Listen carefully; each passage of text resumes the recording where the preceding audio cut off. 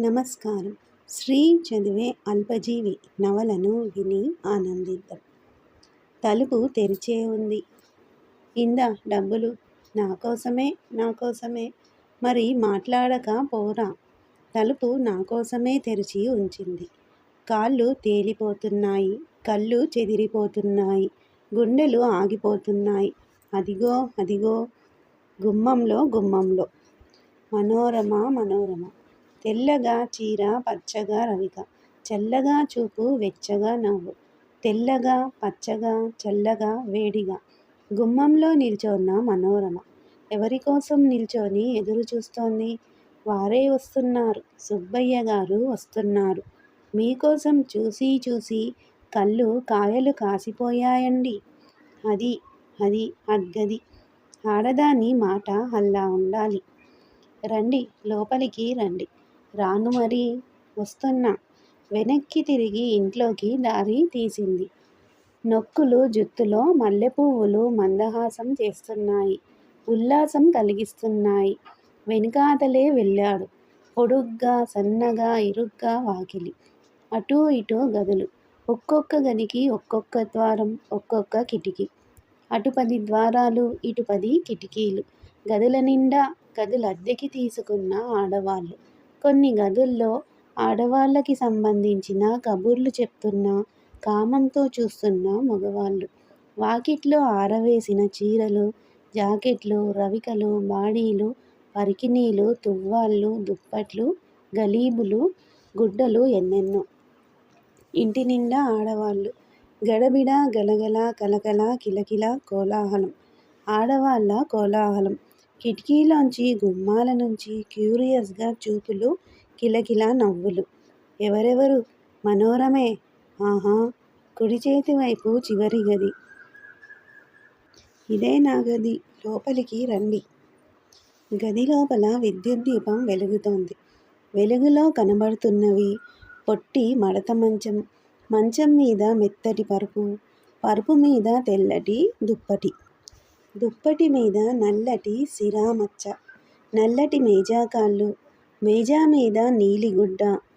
శకున శాస్త్రము, what men think, రాజు పేద, ఆంధ్ర వారపత్రిక, అంజలీదేవి బొమ్మ, టైటిల్స్ కనిపించని పుస్తకాలు, ఆఫ్ఘన్ స్నో, పౌడర్ డబ్బా, 6x12 అద్దం, ఇంకా ఏవేవో మేజా మీద. గోడని ఒక మేకు, కిటికీకి కట్టిన తాడు మీద పూర్తిగా మాయని బట్టలు, మంచం క్రింద 2 ట్రంకు పెట్టెలు, గుమ్మంలో 2 జతల చెప్పులు. గది వెనుక ఇంకొక చిన్న గది. అందులోకి వెళ్ళడానికి ఇందులోంచి ద్వారంలోంచి కనిపించేవి ఇత్తడి, అల్యూమినియం గిన్నెలు. గదిలో గోడలకి 2 బొమ్మల క్యాలెండర్లు, 2 ఫ్రేమ్ కట్టిన ఫోటోలు. క్యాలెండర్లే ఎవరివి? ఒకటి మహాత్మా గాంధీ, 2 నేతాజీ బోస్. గాంధీ గారి బొమ్మ పైన బుక్ సెల్లర్స్, నేతాజీ బొమ్మ మీద బుక్ సెల్లర్స్ అండ్ స్టేషనర్స్ ఫోటోలు చివరివి. ఒకటి సన్నగా, పల్చగా, ఆ రోజుల్లో ఉండే మనోరమ. 2 లావుగా, నిండుగా, ఈ రోజుల్లో ఉండే మనోరమ. గదిలో ఇద్దరూ నిల్చున్నారు. ఒకరి కళ్ళల్లోకి ఒకరు చూసుకున్నారు. ఇది మీ గదా? అవునండి. ఆ గదిలో వంట చేసుకుంటారా? అవునండి. ఆ వెనుక ఏమిటుంది? రండి, చూద్దురుగాని. ఎడంవైపు చివరి గదిలోంచి ఎవరో చూస్తున్నారు. ముందు గదిలో దీపం ఆర్పేసి వంటగదిలోకి వెళ్ళింది మనోరమ. వంటగదిలో పొందిగ్గా పేర్చిన గిన్నెలు, సామాన్లు లీలగా కనిపిస్తున్నాయి. పెరుడు చూద్దురుగాని రండి. వంటగదిలోంచి పెరట్లోకి వెళ్ళారు. 10 వాటాల వాళ్ళకి 10 పెరళ్ళు. పెరట్లో కూడా వాటాకి మధ్య గోడ. ఎవరి మట్టుకి వారికంతా ఇమ్ముగా ఉంది. పెరడు కూడా ఇమ్ముగా బావుంది. పెరట్లో చంద్రకాంత మొక్కలు వరుసగా ఉన్నాయి. వెల్తిగా వెలిగే చంద్రుడు ఆకాశంలో ఉన్నా లేనట్టుగా ఉన్నాడు. అటువంటి చంద్రుడి వైపు చూస్తున్నాయి తెల్ల చంద్రకాంతలు. ఎర్ర చంద్రకాంతలు కూడా ఆ చంద్రుని వైపే చూస్తున్నాయి. చాలా బాగున్నాదండి మీ ఇల్లు. ఏదో ఎలా ఉన్నా చవకగా దొరికిందండి. ఆహా! ఎంత అంతే 10. బావుందండి. కొంచెం ఇరుగ్గా ఉన్నాదనుకోండి. కానీ ఏం చేస్తాం అని ఆవిడ వంగింది చంద్రుడి వైపు చూసే చంద్రకాంతం కోసం. 2 పువ్వులు తీసుకొని లేచింది. 2 వణుకుతున్న చేతులు ఆమె భుజాల మీద వెనుక నుంచి వాలాయి. తల మాత్రం వెనక్కి తిప్పి ఆమె నవ్వింది. తన వీపు అతని గుండెలకు ఆంచింది. బరువుగా బరువుగా, హాయిగా హాయిగా. వాసన చూడండి ఎంత బావుందో. కుడి చేత్తో చంద్రకాంతల్ని అతని పెదవుల కాంచింది. ఎడంచేత్తో సిగలోని మల్లెపువ్వులు సర్దుకొంది. మెడ కొంచెం తిప్పి వారగా చూస్తోంది. ఆమె కళ్ళల్లోంచి ఎన్నో భావాలు బయటికి వస్తున్నాయి చిలిపిగా, అల్లరి చేస్తూ. భుజాల మించి అతని చేతులు ఆమె నడుంకి 2 వైపులా జారాయి. చేతుల కింద నడుము వెచ్చగా ఉంది. వేడిగా సువాసన వేస్తోందావిడ. ఘాటుగా ఉన్న, మధురంగా ఉన్న అది మల్లెపువ్వుల సువాసన. ఏం మనోరమ! ఏమండి? చంద్రకాంతల్ని ఆమె సిగలో తురిమేడు. సిగ వెనక్కిపోగా ఆమె ముఖం అతని వైపు తిరిగింది. నవ్వబోయిన పెదవుల మీద అతని కంపించే పెదవులు ఆనేయి. తడిగా, వేడిగా. బాగా చీకటి పడింది. వెలితిగా వెలిగే చంద్రుడు గర్వంగా చూస్తున్నాడు. పెరట్లో చంద్రకాంతలు జాలిగా చూస్తున్నాయి. పక్కింట్లో ఎత్తుగా, గుబురుగా ఎదిగిన అంటు మామిడి చెట్టు చూడకుండా నిద్రపోతోంది. దాని పక్కనే ఉన్న కొబ్బరి చెట్టు ఆకులన్నీ ముడుచుకొని మాగన్నుగా చూస్తూ పడుక్కొందికి సిద్ధపడుతోంది. ఎక్కడో గాని నూతిలోంచి నీళ్లు తోడుతున్న చప్పుడు అవుతోంది. శారదా! ఎక్కడున్నావే అని ఎవరో కేక వేశారు. పక్కవాటాలోంచి గాజుల చప్పుడు వినవస్తోంది. పెదవులాంచి ఆమెని బలంగా బంధించేడు. పెరట్లో గోడకి అమర్చిన కుళాయిలోంచి నీటిబొట్లు రాలుతున్నాయి. కుళాయికి ఎడంగా పొట్లపాదు రాతిగోడని పట్టుకొని పైకి లేస్తోంది. పాత న్యూస్ పేపరు ఇసుకలో దొర్లుతోంది. 3 చామంతి మొక్కలు పూతకి సిద్ధంగా ఉన్నాయి. పువ్వులు పూయని గులాబీ మొక్కలు 2 తొందరగా ఎదిగిపోదామని తాపత్రయపడుతున్నాయి. తన జీవితంలో అంతకుముందు ఆ స్థలం అతను చూడలేదు. సరికొత్త జాగా అతనికది. సరికొత్త జాగాలో వయసులో ఉన్న ఆడమనిషిని కౌగిలించుకుని ముద్దులాడ్డం అలవాటు లేని మగవాడికి గాబరాగా ఉంటుంది. సుబ్బయ్య గాబరా పడుతున్నాడు. కానీ అది ఆనందం వల్లనో, భయం చేతనో, కామోద్రేకం చేతనో, ఎందువల్లనో తెలియదతనికి. గాబరాతో కళ్ళు మూసుకున్నాడు. కొంతసేపు అలానే ఉన్నాడు. గదిలోకి పోదాం రండి అన్నది మనోరమ మెల్లిగా. తక్కువ కాలంలో ఎక్కువ చనువు చేసుకున్న ఆడమనిషి, యవ్వనవతి, తలలో మల్లెలు, చంద్రకాంతలు తురుముకొని, కళ్ళల్లో చిలిపితనం పెట్టుకొని గదిలోకి రమ్మని ఆహ్వానిస్తే ఇంకా ఆరితేరని మగవాడికి గాబరాగా ఉంటుంది. సుబ్బయ్య ఆమె అలా అన్నందుకు సిగ్గుపడి, గాబరా పడి, మొహమాట పడ్డాడు. ఇద్దరూ వెళ్ళేరు ఇంట్లోకి. ముందు గదిలో చీకటి. ఎదుటవాట చీకటి గదిలోంచి ఎవరో అంతసేపు చూస్తూనే ఉన్నారు. కళ్యాణికి వేరే పనే లేదు. అందరి గదుల్లోకి చూస్తూనే ఉంటుంది. అలా అదేమిటో ఆ సరదా అన్నది మనోరమ మెల్లిగా చల్లగా తలుపులు వేస్తూ. కన్నులు తెరుచుకొని కళ్యాణి చీకట్లోంచి చూస్తోంది. చూడకుండా మనోరమ తలుపులు వేస్తోంది. చీకటి గదిలో పరపురుషునితో మనోరమ ఏం చేస్తోందో కంటితో చూడలేని కళ్యాణి ఊహాదృష్టితో చూస్తోంది.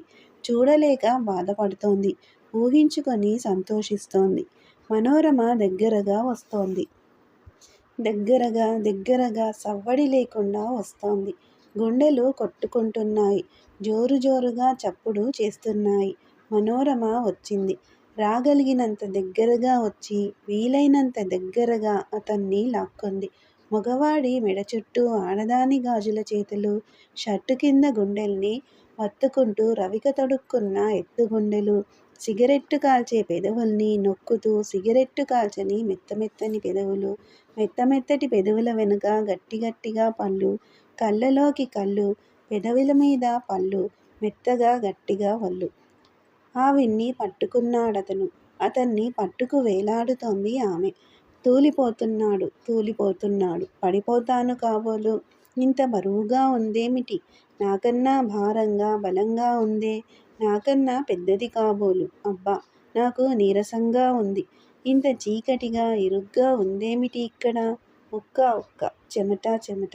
ఈ మనిషి సత్తువ, ఈ మనిషి మోటుతనం, ఈ మనిషి సాహసం చూస్తే భయంగా ఉంది. కిందని నిల్చొని చేతులు వదిలింది ఆవిడ. అమ్మయ్య! వదిలిందెలాగైతేనేం? ఇంకేం చేస్తుందో? నన్నేం చెయ్యమంటుందో? ఏం చెయ్యడానికి నాకు మొహం తిరుగుతోంది. బలవంత పెడుతుంది కాబోలు. ఏం దారి భగవంతుడా?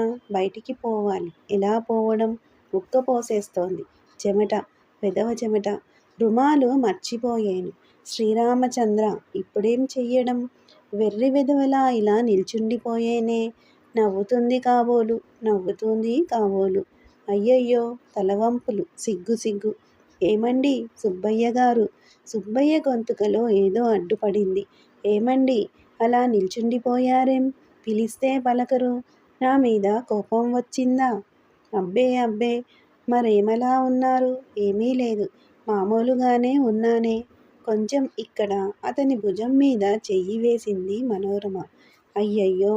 ఎలా చెమట పట్టేసిందో. కొంచెం విసరనా? అందులోనూ అంత దూరం నుంచి నడిచి వచ్చేరో ఏమో కూడా.